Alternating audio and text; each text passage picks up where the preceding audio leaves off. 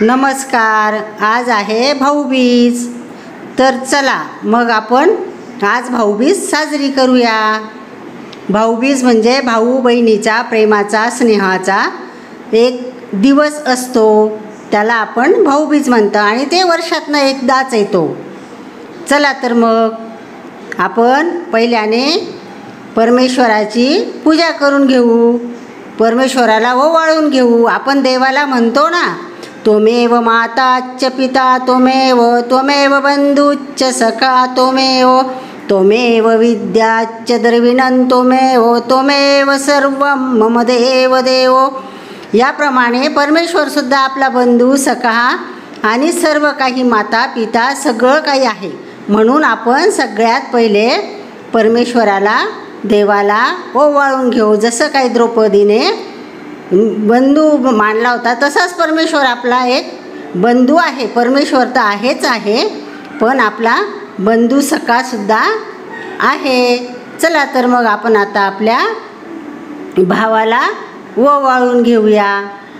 आता आपली भाऊबीज सुरू करू. आता हा आहे माझा मोठा भाऊ आणि तो माझ्याकडे, माझं जमलं नाही त्याच्याकडे जायचं म्हणून तो माझ्याकडे आला भाऊबीजेसाठी. आणि मग मी आता त्याला ओवाळून घेते. मला 2 भाऊ आहेत. हा माझा मोठा भाऊ आहे आणि याला मी तेवढ्याच प्रेमाने भाऊबीजेसाठी बोलून घेतलं आणि तो पण आला.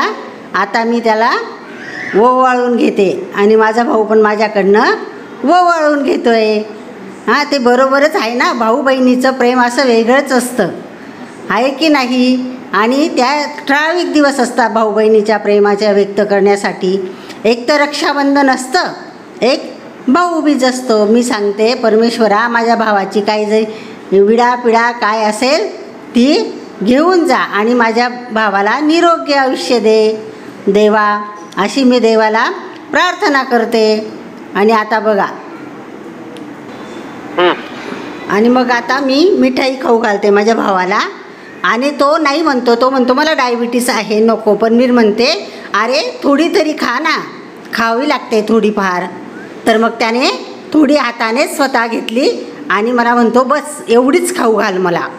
मग मी त्याला तेवढी मिठाई खायला घातली आणि माझ्या भावाला मी नारळ आणि करधोडा देते. आपल्याकडे देताच ना, आपल्याकडे रिवाजच आहे भाऊला नारळ करधोडा द्यायला लागतो भाऊबीजेला. आणि मग मी तो दिला आणि माझ्या भावाने प्रेमाने घेतलासुद्धा. आणि आता मग मला ओवाळणी टाकतो आहे तो. त्यांनी साडी नव्हती आणली मला. मग त्याला ना वाटतं आपल्या ताईला आपल्या हाताची साडी आवडते की नाही, तिच्याकडे जास्तच्या साड्या असतील, एखादी वेळेला काही दुसरंच घेईल म्हणून त्यांनी साडी नव्हती आणलेली. आणि मी त्याला नको म्हणत होती, तुम्ही आले ना तेवढंच बस झालं, आता नको. पण त्याने काही ऐकलं नाही आणि मला ओवाळणी टाकूनच दिली शेवटी. आणि मग माझा नमस्कार केला. हे बघा, मी त्याला नाही म्हणते पण तो काही ऐकत नाही. आता बरोबरीचा भाऊ आहे ना माझा, पण तो शेवटी नमस्कार केलाच त्याने. आणि माझे भाऊ त्या गोष्टीत खूपच चांगले आहेत. आणि बघा, त्याच्या पाहुण्यांचा पण नमस्कार केला त्याने. आणि आता बघा कशी गंमत करतो आहे तो त्यांची. आणि त्यांना पण नारळ आणि करदोडा देतो आहे आणि म्हणतो आहे तुम्ही पण घ्या ना, माझ्या बहिणीने मला दिला तर मी तुम्हाला देतो. आता ते नाही म्हणताय, तो त्यांची मजा करतोय. आणि शेवटी त्याने त्यांना घ्यायलाच लावला. मी म्हटलं घ्या ना, तो एवढं प्रेमाने देतो आहे तर. आणि ही माझी नात आहे, ही व्हिडिओ तयार करते आहे. आणि आता हा माझा लहान भाऊ पण बसला आहे बघा ओवाळण्यासाठी.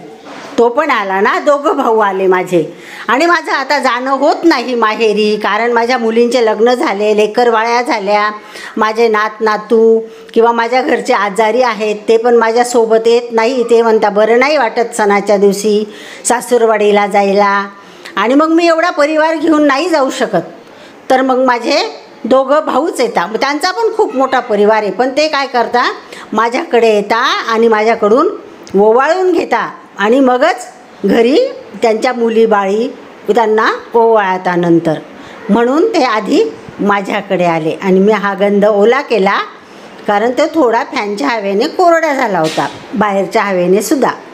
तर मग मी ओला केला गंध आणि भाऊची पूजा करायला तयारी केली. त्याची पूजा करत होती मी प्रेमाने. आणि त्याला पण मी ते सांगत होते त्याच्यासाठी की देवा परमेश्वरा, माझ्या भावाला सुद्धा तू, या लहान भावाला मोठ्याला जशी यश कीर्ती आयुष्य आणि निरोगी आयुष्य जे काही प्रदान करशील तेच या भावाला पण कर. आमचा लहान भाऊ आहे हा, आणि तो थोडा कमी शिकलेला आहे, तर त्यामुळे त्याला काही एवढं व्यवहाराचं नॉलेज नाही आहे, तर तो थोडा त्याची फसवणूक होते ठिकठिकाणी. असं आहे माझा भाऊ. साधा आहे तो, पण साधा असल्यामुळे तर जरा फायदा घेतात त्याचं लोक. आणि मग मी तेवढीच प्रेमाने माझ्या भावाला ओवाळत होती, आणि तो नम्रपणे माझ्याकडनं ओवाळून घेत होता. हे बघा कसा नम्रपणे ओवाळून घेतोय माझ्याकडनं.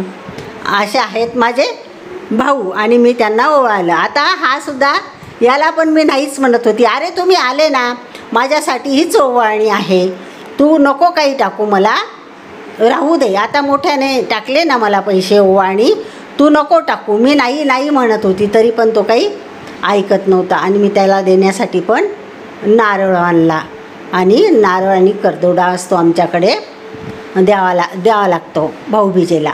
त्याप्रमाणेच मी दिला. कोणी केळी आणि करदोडा देतं, मी नारळ आणि करदोडा दिला. आणि हे बघा त्याने पण प्रेमाने घेतला. आणि ही माझी नात आहे ना, ही आमचा व्हिडिओ बनवते. हे ती ऐकत नव्हती, आणि मध्ये मध्ये बोलत पण होती आमच्याशी. आम्ही पण त्यांच्याशी बोलत होतो, आम्ही सगळेच जण होतो. माझी एक ताई तर तिच्या गावाला गेली, आणि एक ताई आणि तिची मुलं आहे आराध्य आनंदी, त्यांच्या गावाला गेलेत. ते इथेच असता म्हणून दिवाळीसाठी ते त्यांच्या घरी गेलेत. अशी झाली आमची भाऊबीज. आणि याला पण डायबिटीस आहे. आम्हाला तिघं भावा बहिणींना डायबिटीस आहे. माझ्या आईला होती म्हणून आम्हाला पण अशीच डायबिटीस आहे. चला तर मग परमेश्वराच्या मर्जीनुसार राहावं लागतं. चला, माझा व्लॉग तुम्हाला आवडला असेल तर लाईक करा, शेअर करा आणि सबस्क्राईब करा. भेटेल तर उद्या पुढच्या व्हिडिओमध्ये. चला.